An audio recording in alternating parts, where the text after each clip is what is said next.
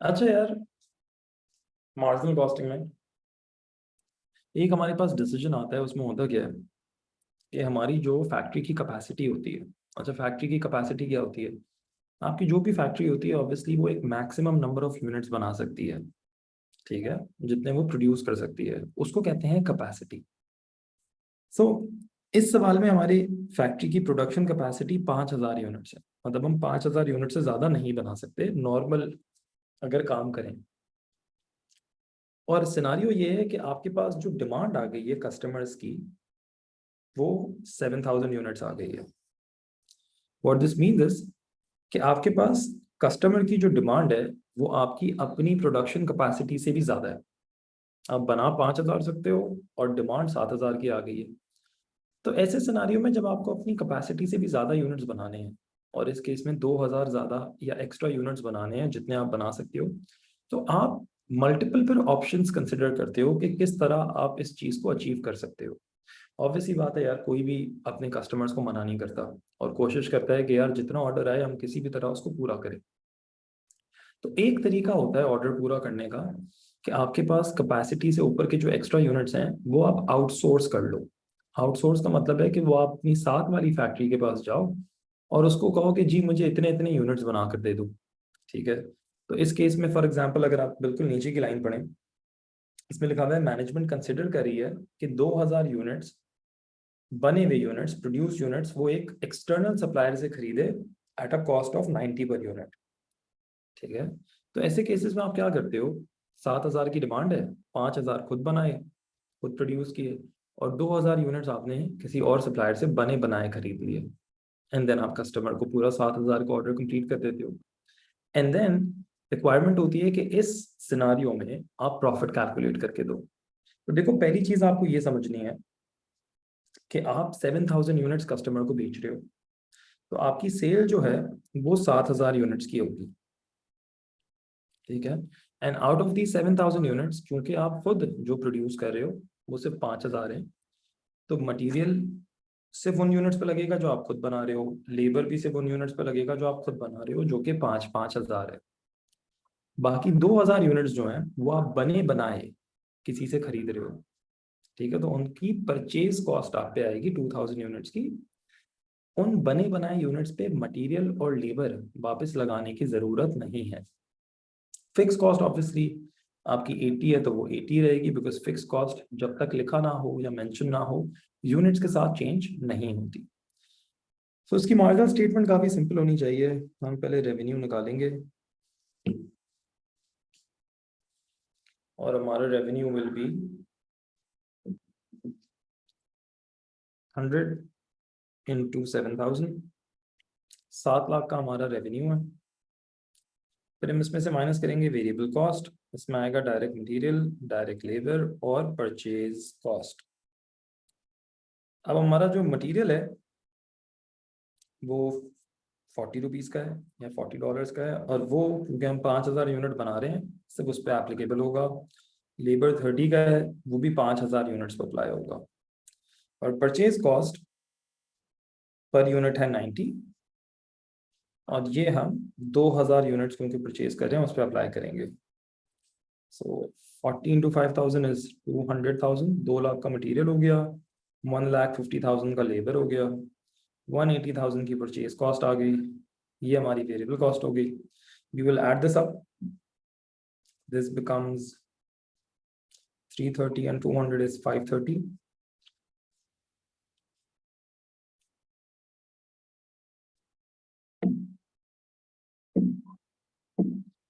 और इससे हमारे पास कंट्रीब्यूशन आ जाएगा 170,000 का। फिर हम फिक्स कॉस्ट माइनस करेंगे जो कि 80 है, और इससे हमारा नेट प्रॉफिट आ जाएगा 90,000। ठीक है, ये काफ़ी स्ट्रेट फॉरवर्ड और सिंपल है। मैं एक दफ़ा आपको समरी दे देता हूँ। हो क्या रहा होता है? हो ये रहा होता है कि आपकी जो प्रोडक्शन कैपेसिटी है, जितने यूनिट्स आप अपनी फैक्ट्री में मैक्सिमम बना सकते हो, आपको अगर उससे ज़्यादा का ऑर्डर आ जाए, उससे ज़्यादा का कस्टमर आपसे ऑर्डर कर ले, डिमांड करे, तो जी आप डिफरेंट ऑप्शंस कंसिडर करते हो उसको फुलफिल करने के लिए। एक ऑप्शन आपके पास होता है कि आप बने बनाए प्रोडक्ट्स किसी और एक्सटर्नल सप्लायर से या किसी और फैक्ट्री वाले से परचेज करो, ठीक है।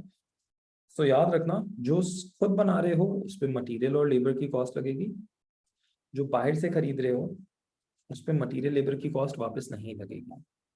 इसको मजीद क्लियर करने के लिए मैं एक और एग्जांपल आप लोगों के साथ सॉल्व करता हूँ।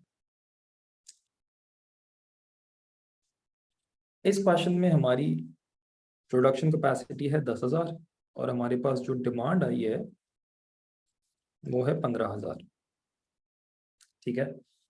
Now obviously 10,000 we will produce ourselves, 5,000 we are considering to buy at a price of 35 per unit, ठीक है। सब होगा क्या, और इसमें मैंने एक और इंटरेस्टिंग चीज रखी है कि ऑब्वियसली सेल तो आप 15,000 यूनिट करोगे कस्टमर को, जिसमें से 10,000 खुद बना रहे हो, 5,000 किसी से खरीद के दे रहे हो।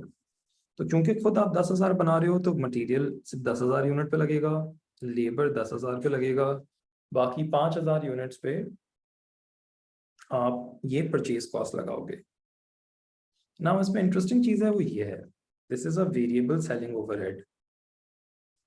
Now you need to understand कि जो यूनिट्स मैं किसी से बने बनाए खरीद रहा था, तो ऑब्वियसली क्योंकि वो बने बनाए थे, ऑलरेडी प्रोड्यूस थे, तो उस पर मुझे मटेरियल या लेबर लगाने की ज़रूरत वापस नहीं थी। लेकिन उन यूनिट्स को भी, सही है, 10,000 मैंने खुद बनाए, 5,000 मैं किसी से खरीद के अपने पास ले आया, उनको मुझे अभी भी बेचना है, ठीक है। और सेलिंग ओवरहेड में क्या कॉस्ट आती है, सेलिंग ओवरहेड में कॉस्ट हो सकती है जो यूनिट्स बन गए हैं उसको आगे डिस्ट्रीब्यूट करने की, एडवर्टिजमेंट की कॉस्ट होती है, मार्केटिंग की कॉस्ट होती है, ठीक है। ये सारी वो कॉस्ट है जो बेचने से रिलेटेड है। तो ये कॉस्ट जो है ना, ये पूरे 15,000 यूनिट पे लगेगी, because this cost is not related to producing them, this cost is related to selling them. And the units, these 5,000 units that we bought from someone else, हमने खरीद तो लिए हैं लेकिन बेचना अभी भी इनको हमारा काम है। तो इस वजह से सेलिंग कॉस्ट उन यूनिट्स पे भी लगेगी जो आप खुद बना रहे हो, और उन यूनिट्स पे भी लगती है जो आपने किसी से परचेज किया। सो इस डेटा के हिसाब से जरा प्रॉफिट निकालते हैं। हमारी सेल रेवेन्यू होना चाहिए 15,000 multiplied by 50, which will be 750,000। फिर हम माइनस करेंगे वेरिएबल कॉस्ट, इसमें आएगा direct material, direct labour, purchase cost और selling, variable selling overhead. This is 10, this is 15, this is 35 and this is 5। Material उन यूनिट्स पे लगेगा जो खुद बना रहे हैं, जो कि है 10,000 यूनिट्स। लेबर भी उन यूनिट्स पे लगेगा जो खुद बना रहे हैं, 10,000। परचेज हमने 5,000 यूनिट्स किए हैं, और सेल हमें सारे के सारे करने हैं, तो इस पर 15,000 यूनिट्स की कॉस्ट आएगी।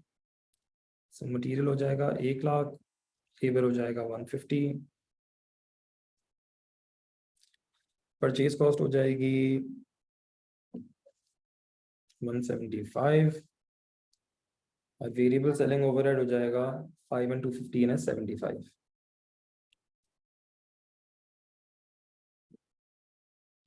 ये टोटल मिला के आ गई 5,00,000। इसको माइनस करेंगे, हमारे पास आएगा कंट्रीब्यूशन जो कि हो जाएगा 250, और इसमें से माइनस करेंगे फिक्स कॉस्ट जो कि है 80,000, और इससे हमारे पास प्रॉफिट आ जाएगा 170,000। So I hope this makes it clear.